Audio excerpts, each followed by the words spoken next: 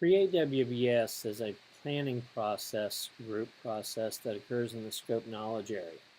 With Create WBS, the process, what we're doing is taking the project and breaking it down into deliverables, ultimately stopping at the deliverable or work package level. So when we think about this, the project is X. Okay, what pieces make up X? Now, what pieces make up each of those pieces, etc. So we just keep breaking it down and down and down.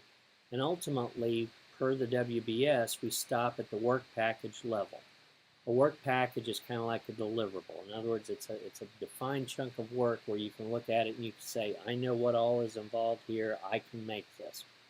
Now, further decomposition, which is outside the scope of the WBS process, is where we create activity and milestone lists. But that decomposition comes from the define activities process, which is actually a schedule chapter.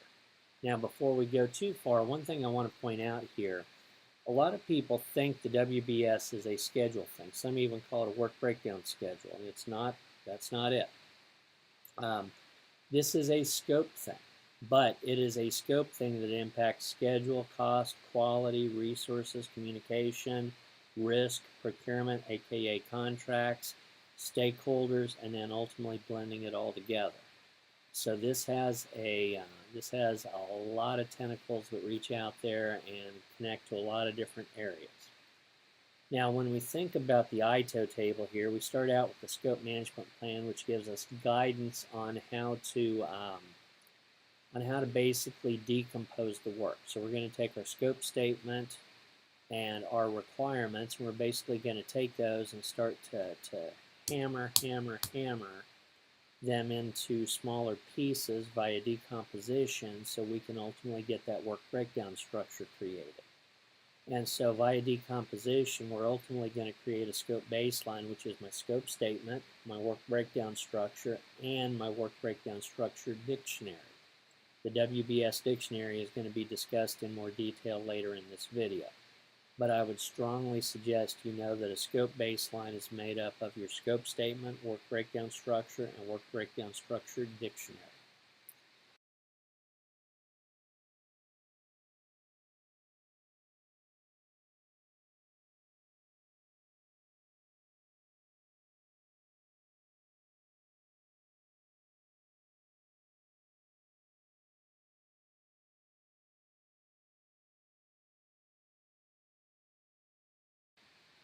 Situational question and real-world application. Failure to effectively perform the Create WBS process can result in the discovery of required items that were not considered during initial planning, therefore not addressed in the work breakdown structure or WBS. This can result in scope, schedule, or cost variance. Now, when we think about the work breakdown structure, it's good to understand who's involved in making it and who's responsible for making it. So let's remember this. You don't want this. This is two people or multiple people responsible for the same thing. So ultimately, the PM or project manager is responsible for delivery, point blank. The project manager owns it. So if you had a question that said who is responsible for creating the WBS, it is the project manager. If you said who facilitates the creation, it's the project manager. If you said who is involved in creating it, it's the project manager and the team. The project manager and the team. So the PM and the team, because the team knows the work that needs to be done, and it also helps them attain buy-in to the work breakdown structure as opposed to being told what to do. Now, when we think about this, the WBS should include all project work, so we'll see the 100% rule here in a moment.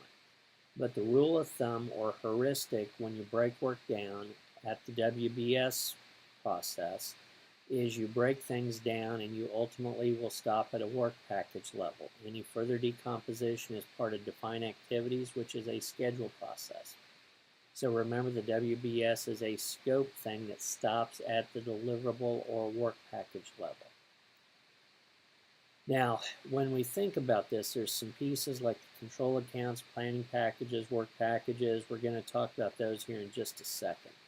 Also, be aware that you might not know everything about a WBS when you start to put it together, so you might have to come back and revisit it and break out some of the higher level parts into more detail as you learn more about it.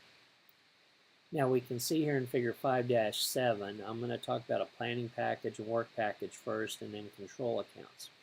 So as I'm breaking the work down, I'm taking project A and breaking it down to 1.1, 1.2, and 1.3.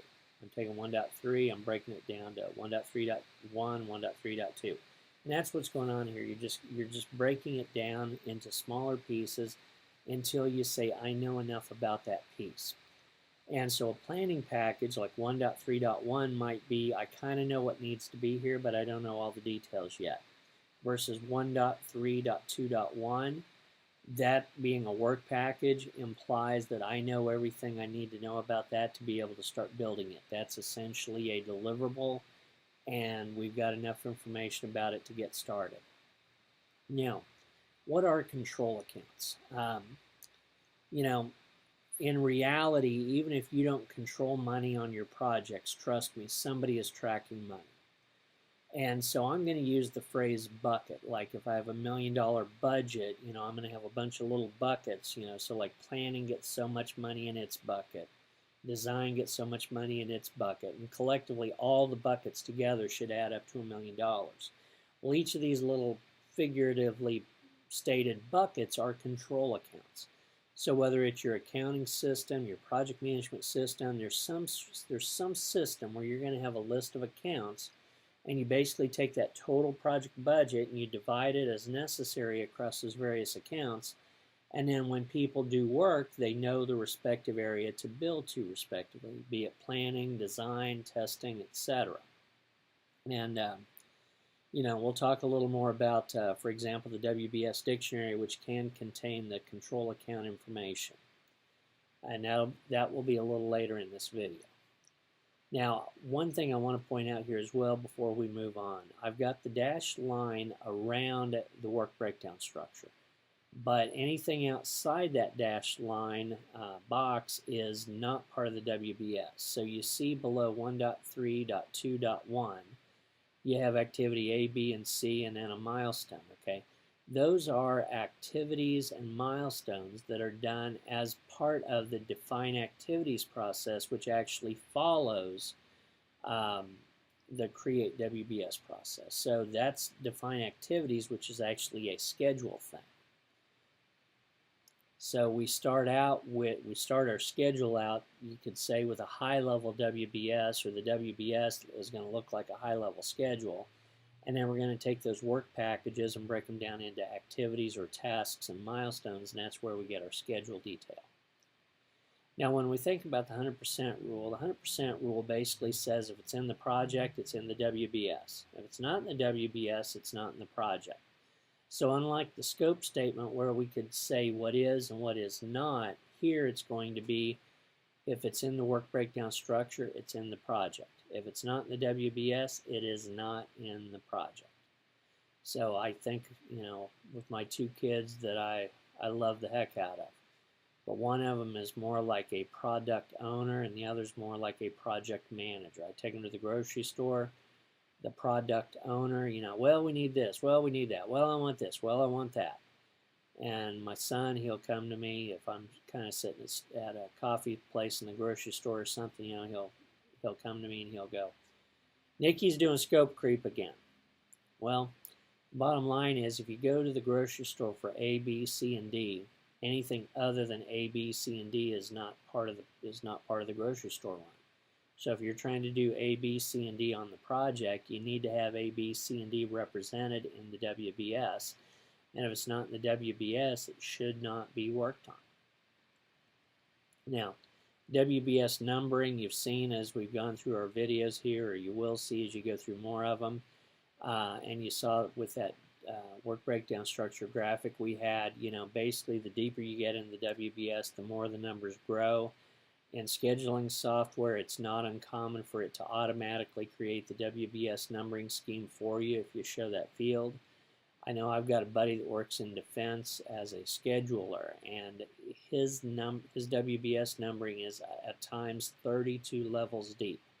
In other words, how many ever numbers dot, how many ever numbers dot. So there's 32 dots, if you will, on some of his WBS numbering schemes. So he's doing some deep work, if you will. Now, when we think about the WBS dictionary, this is kind of like the data dictionary for a piece of data in the IT world. So if we were to use modern scheduling software, for example, and we right-click on a task, we hit task information, and it pulls up a window with predecessors, successors, resources, constraints, pretty much everything you need to know about that task. That's kind of like this is, but instead of the task, this is at the WBS level. So some of the things we can have in here: a code of account identifier. So that's the control account that you would build to. A description of work could be requirements. The responsible organization, who's supposed to make sure it gets done. The list of scheduled milestones. So in other words, what are we tracking here for senior management so they know if we're on track or not? What tasks or activities need to be done to get this work package done? What resources are required and ideally assigned? What cost estimates are available or have been established for this piece of work? What quality requirements, and that kind of goes with acceptance criteria. Basically, what does good look like? And so we know what to test to, what to build to. Technical references could be blueprints, design documents, requirements, quality standards, etc. And then your contract information, if there is a contract involved, could be a scope of work part of it or the contract details, so you can look things up as necessary. Now, when we think about these various breakdown structures, we talk about almost all of these except for bill of materials in other videos. But given we're in the WBS chapter, I wanted to talk about these other BSs, these other breakdown structures. You thought I meant something else, or didn't you? So the organizational breakdown structure, sometimes called an OBS or an org chart or organizational chart, shows people and positions, who reports to who. From there, we get into the first of the two RBSs. Don't worry about being asked what is an RBS on the test. They couldn't ask you that because there's two RBSs. But a risk breakdown structure shows you risk by category. And then when we look at a resource breakdown structure, this shows you where your resources are being allocated. Not who reports to who, but where the resources are being put to use. So like if you were working for an oil company and you were doing resource allocation, you might say crew 6 needs to go to this site, crew 7 needs to go to this site, equipment A needs to go with crew 6, equipment B needs to go with crew 7, for example. And then bill of materials, even though it doesn't have a BS in it, bill of materials is the components, sub-assemblies, assemblies, etc. to produce something. So like when I record videos like this, I write books, etc. I usually build Lego. It kind of fuels the creativity. So you can see some of the Lego I've built behind me. Well, any instruction book I have at the very back, they have a picture of each part, the part number, and the quantity of each part that is part of that model. And that would be your bill of materials. So if I wanted to build that, I'm going to need so many of this, etc. So again, it doesn't have BS in it, but it is a breakdown structure because it's all of the pieces necessary to make whatever it is you're trying to make.